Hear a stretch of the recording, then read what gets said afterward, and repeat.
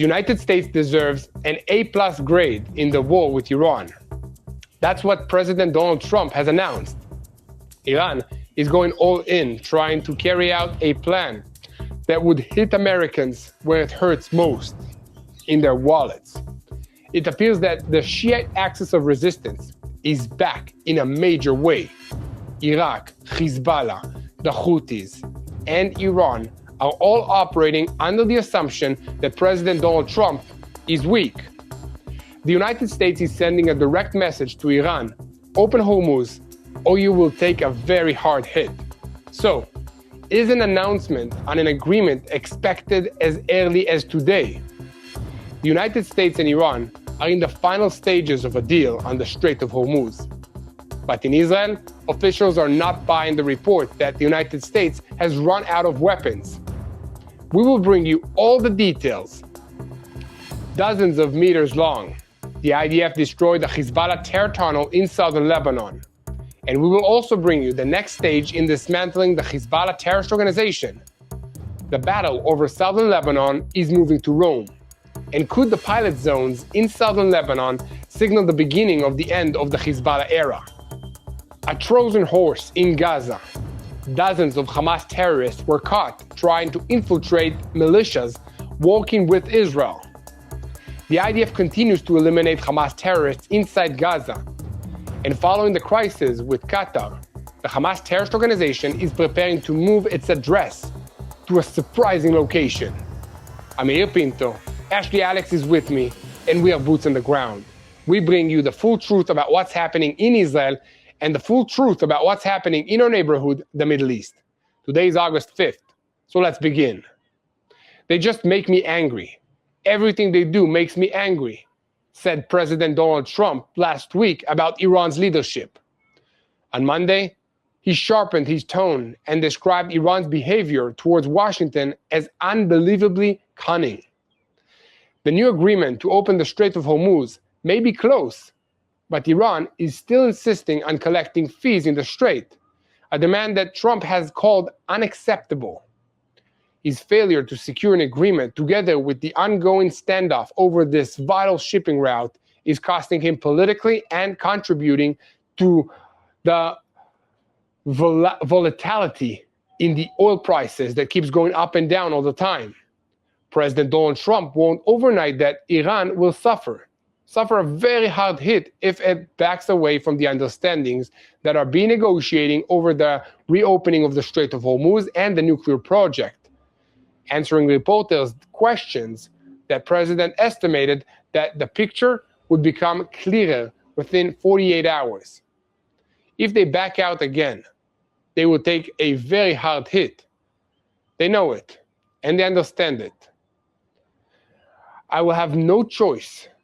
They cannot have a nuclear weapon. That's very simple. End quote by Trump.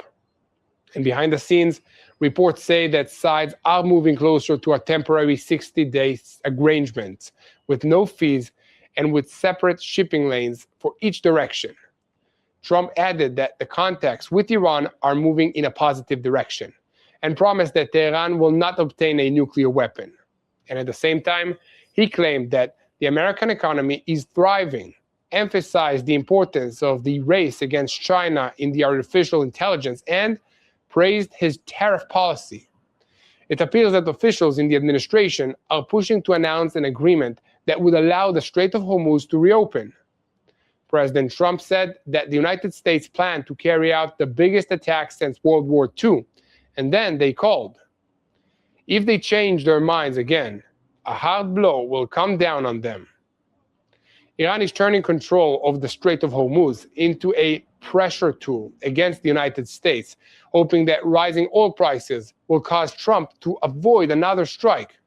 But this move may deepen Iran's isolation and worsen the country's economic crisis. Look, the leadership in Tehran has made a fateful strategic decision in the middle of its direct confrontation with President Donald Trump. Iran has drawn a red line that it says it's not up for negotiation, maintaining full control over the Strait of Hormuz by using forceful authority over this critical waterway through which massive amounts of crude oil flow to the global markets. Tehran is betting that its ability to cause serious damage to the American economy is its best bargaining chip. The ambitious goal is to prevent any future military action by the United States of America and Israel. Iran believes that high fuel prices and rising inflation will eventually force President Trump to accept its terms, especially ahead of the approaching midterm elections, which may determine the future of his presidency inside the White House. Placing control over the Strait of Hormuz at the center of its strategy is an extraordinary gamble by the Islamic Republic. The move is based on the assumption that Trump will prefer a volatile and messy statement and a stalemate over the fighting over a full-scale and bloody war. But by using this card so aggressively, Tehran risks understanding and underestimating Washington's breaking point and may be endangering its own economic survival. And look, I want to make something clear and put my finger on an important point.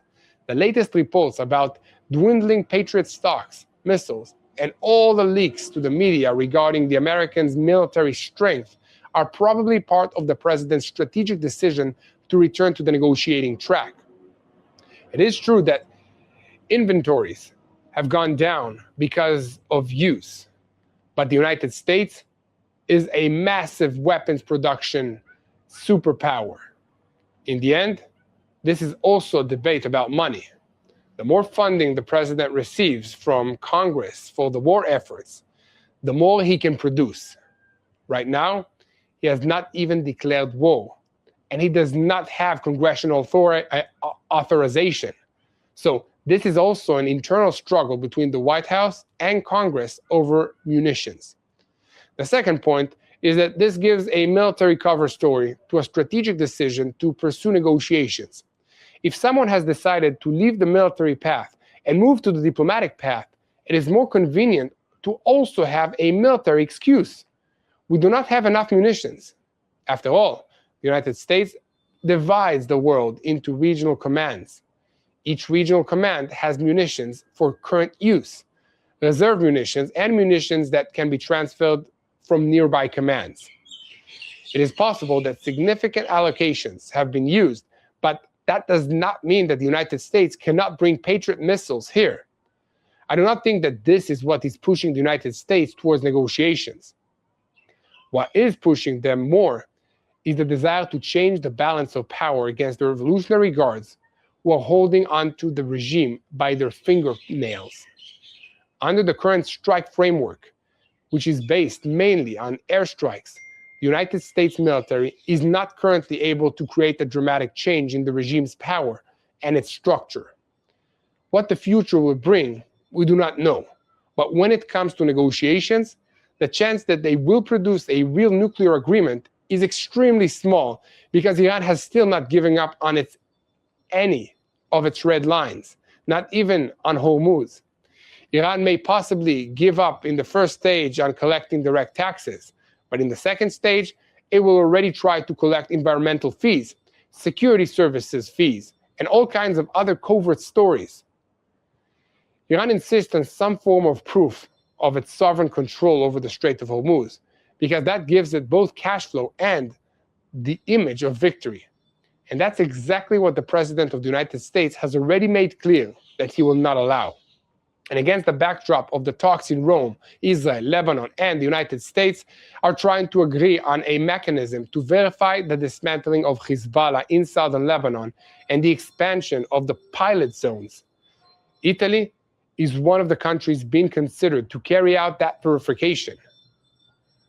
And at the same time, an Israeli source said that a positive dynamic has been recorded.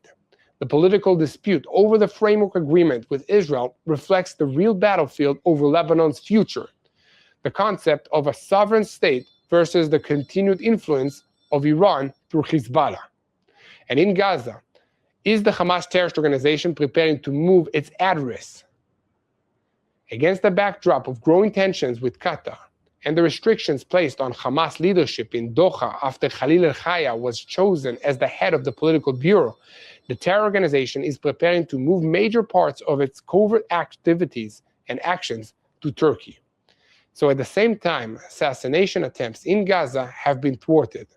Israel arrested dozens of Hamas terrorists who infiltrated militias. In an attempt to preserve its role, Hamas is sending terror operatives to infiltrate the ranks of local militias that cooperate with Israel in order to eliminate their leaders. Dozens of terrorists were arrested and are being interrogated by the Shin Bet. In one case, they came within touching distance of carrying out an assassination. So, there's a lot ahead of us. Let's dive into the details. I'm Yair Pinto. Mati Shoshani is filming an explainer for all of us today. So he will not be joining this report, but we have with us our newest edition of the Boots on the Ground team, Ashlea, Alex. So we're Boots on the Ground. We are bringing you the truth about what's happening in Israel and about the war against the Revolutionary Guards in Iran, which is the head of the crumbling axis of evil in the Middle East. Before we begin, I want to call on you again to help us spread the truth by hitting the subscribe button, sharing this video, leaving a comment, and liking it. Don't forget to look us up on our social media accounts, Yair Pinto and Mati Shoshani, to see life in Israel through our eyes. And now, if you love TBN Israel and want to be part of what God is doing in this land, we have something special for you. Visit our official online store at shop.tbnisrael.com. Again, that's shop.tbnisrael.com, and there you'll find high-quality TBN Israel merchandise and items and shirts that help you stay connected to the land and share the message of what we're trying to do here on Boots on the Ground. Check out this shirt. This is one of many. As you can see, my wife already is telling me you need to wear something else because I'm wearing these shirts all day long.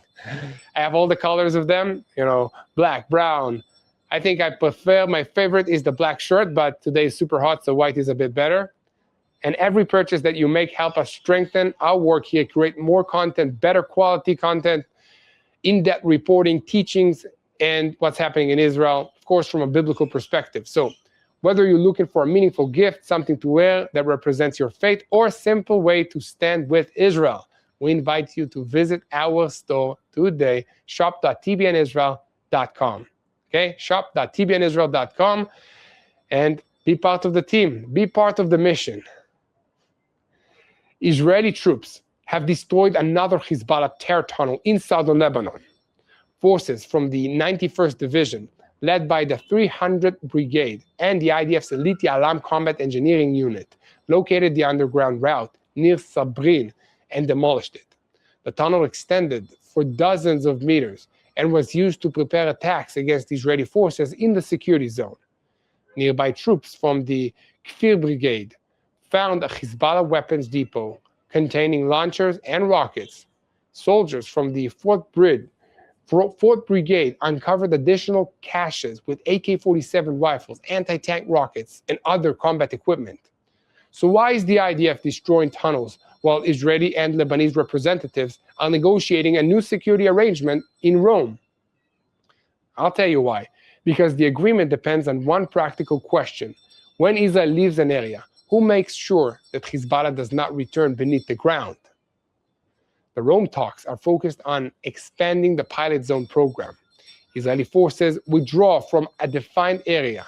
The Lebanese army enters, and the zone is supposed to be cleared of Hezbollah fighters, weapons, launch sites, tunnels, and command infrastructure. The pilot zone areas began around Fraun, Shrifa, and Zautar el-Gabriya. Lebanon is asking for the next stage to include either Binjbel or Chaim. Both locations carry military and also political weight. Binjbel is the Hezbollah stronghold where Hassan Nasrallah delivered his spiderweb speech in 2000. Chaim is another sensitive center near routes and terrain used by the organization. Moving the program into either town would test whether the Lebanese state can search buildings, remove launchers, block tunnels, arrest armed operatives, and prevent Hezbollah from returning after Israel redeploys. Verification remains the central dispute. Israel initially wanted the right to re-enter a pilot zone and confirmed that Hezbollah had been removed. Beirut rejected that demand, arguing that an Israeli inspection would undermine the Lebanese sovereignty. The sides are now considering an international alternative. Italy is one possible participant. and the Lebanese military officials have discussed future assistance with senior Italian officers. The debate also concerns UNIFIL, whose current mandate expires at the end of this year. Israel and the United States do not want the existing force to issue the final certification that Hezbollah has been disarmed. And that's why the Sabrin tunnel matters. It matters to diplomats in Rome. Israeli troops are exposing the infrastructure that another force may eventually be expected to find and remove. Hezbollah opposes the pilot plan because success would weaken its claims that only the resistance can protect Lebanon. Its Lebanese opponents answered that several clear villages are meaningless if the organization remains armed elsewhere. The same battle over the alternative power is unfolding in Gaza. Israeli security forces are holding dozens of Hamas operatives who allegedly tried to infiltrate local armed groups that are cooperating with Israel, local armed Palestinian groups in Gaza. So their mission was to enter those organizations quietly and then assassinate the commanders from inside. One major target was militia, commonly known as Abu Shabab. In one case, a Hamas operative reportedly reached the final stage of an assassination plan before the plot was detected. Hamas is also changing its external deployment.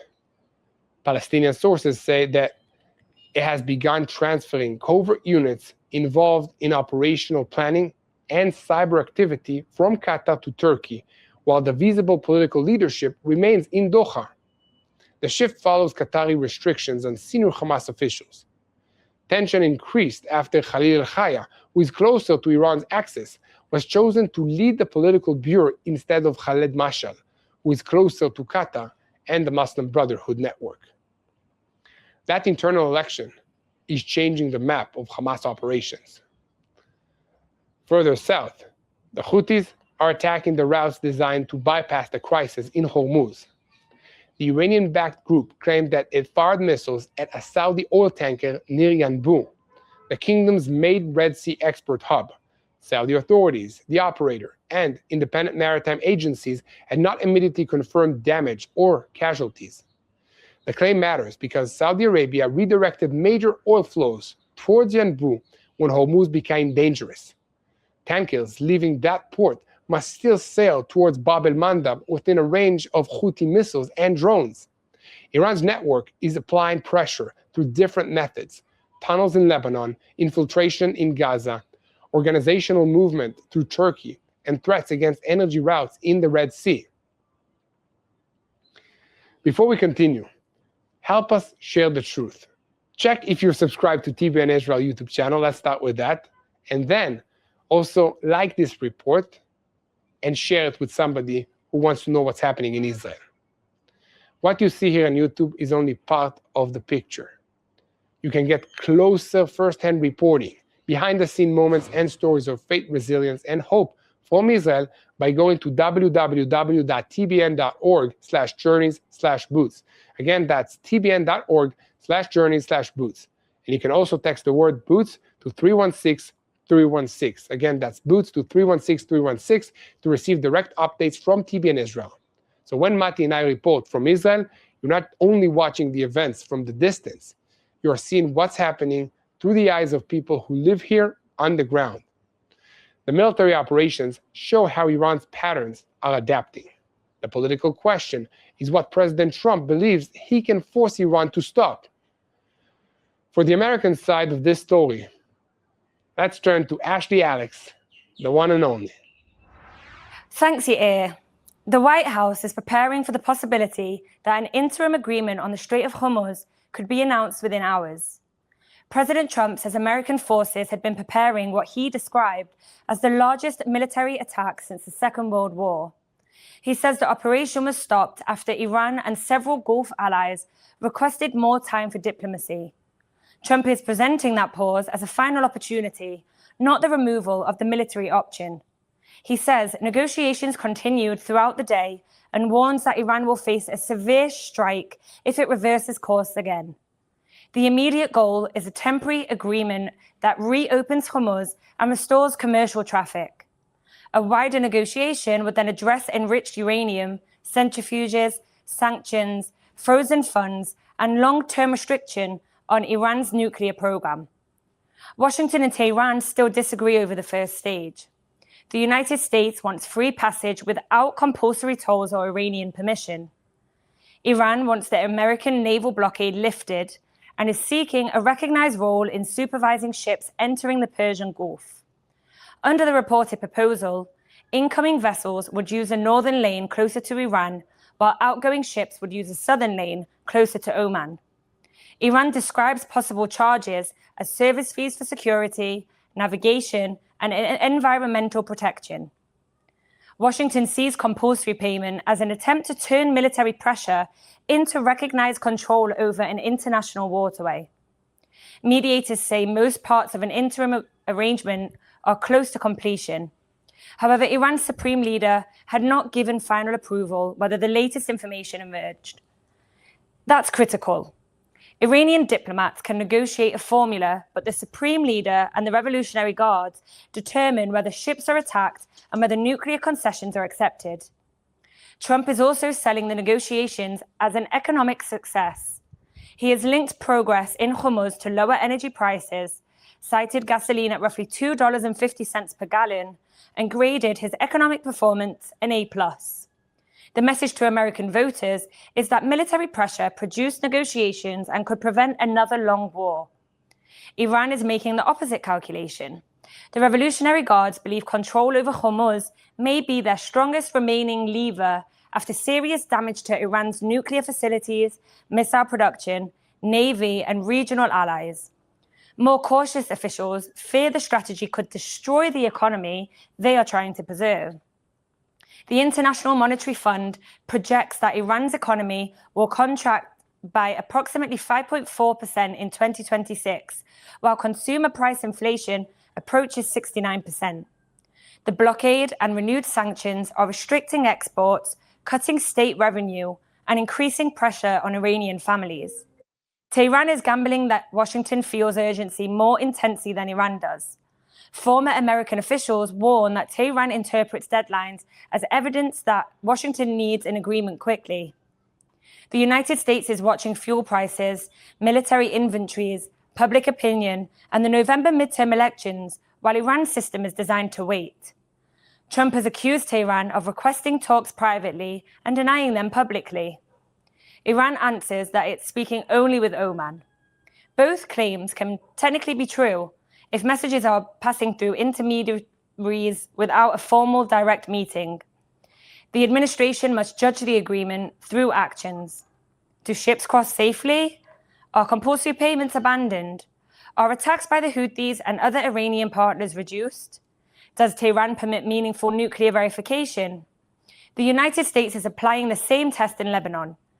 American officials described the Rome talks as part of a wider effort to restore Lebanese state authority, remove Iranian-backed threats from Israel's border, and create conditions for a future peace and security agreement.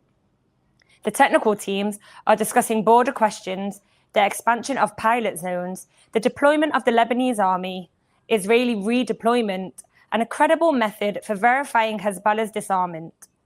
This links Rome to Hormuz. In both negotiations, the issue is whether armed capabilities are actually removed, rather than moved beyond the inspector's view. If Hormuz reopens but the Revolutionary Guards retain the ability to close it again, Iran preserves its leverage. If the Lebanese army enters a pilot zone while Hezbollah keeps weapons nearby, Hezbollah preserves its leverage. If Hamas transfers convert operations from Qatar to Turkey, the address changes while the threat remains. Yair, an announcement may come soon. The true measure will be whether these agreements dismantle capabilities instead of merely relocating them. Back to you. Thank you so much, Ashlea. Across Lebanon, Gaza, Turkey, and the Red Sea, Iran's partners are adapting faster than diplomats can write new agreements. Will the new arrangement dismantle those networks or simply give them time to change their methods? Let me know what you think about this in the comments. And keep spreading the truth. Hit the subscribe button, share this video, let us know where you're watching from, and never miss another update of Boots on the Ground. If you want to know what my best advice for this situation, pray. Ask God to interfere, ask Him for wisdom and for help in your lives and in what's happening in Israel. And keep praying for the peace of Jerusalem. Hello, this is Mati here in Jerusalem with TBN Israel. This is Yair Pinto from TBN Israel here in Jerusalem. TBN Israel is keeping viewers informed with Israel-focused news, culture, and what God is doing in this land. Support TBN Israel today online at tbn.org/Israel. Thank you.